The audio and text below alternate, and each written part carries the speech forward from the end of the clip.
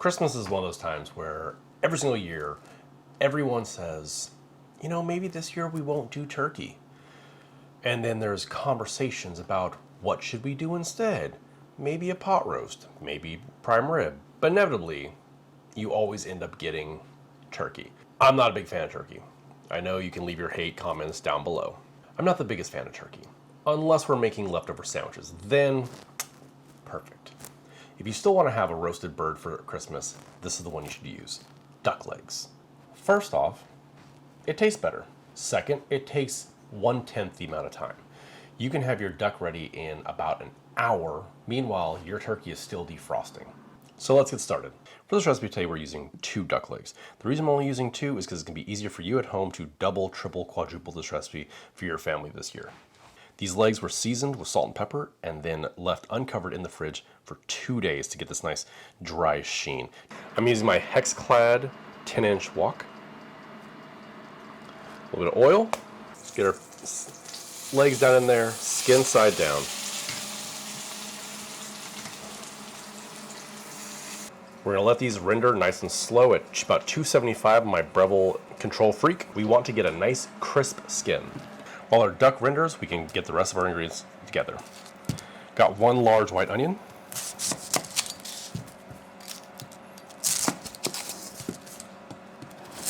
You know the drill. You always want to take that extra layer off. Cut a root off. Cut it right down the center. In half. In half again. Want pretty big pieces because we're doing a roast. Now for our carrots. These have been washed and scrubbed. Want these to be pretty big. We're going to do a roll cut. Just roll, roll, roll, roll. Some nice baby Yukon Golds. Right down the center. In half. In half again, so you get these nice big pieces. I've got 6 large cloves of garlic. Just going to do a nice thick slice on it. Our duck legs have been going for about 10 minutes while we prepped everything else. Let's give it a flip. Perfect. Yeah, nice and crispy. Now we're going to turn our heat up to 325 or about a medium high. Those are all done. Let's get these out. Move over to our resting rack. And with the heat still on, we're going to add all of our mise en place. Onions, carrots, garlic, and potatoes. Going to add 1.5 teaspoons of sea salt, 1 teaspoon of fine ground black pepper. Get that stir. Now I'm going to add in 1/2 teaspoon of chili flake and 1 tablespoon of Spiceology's butter toss.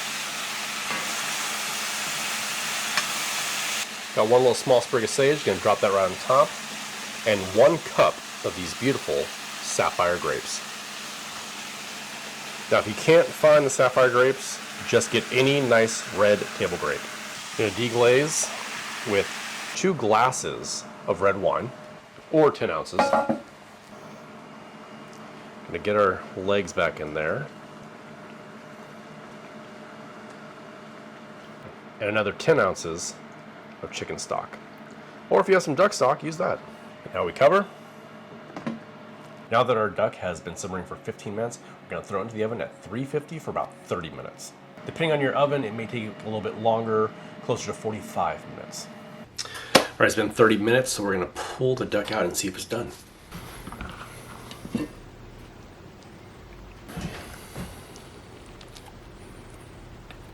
Flip.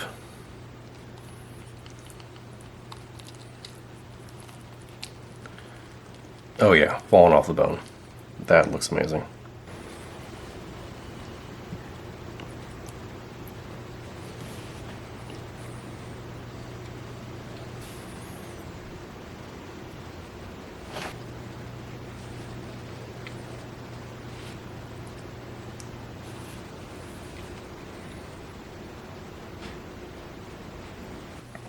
I'll finish up with a little bit of parsley, get a little freshness at the end. There you are. Braised duck. Red wine soaked potato. They've been cooked so long they're like mashed potatoes. Yeah, one of our grapes. Just falling apart. Sweet. And our duck.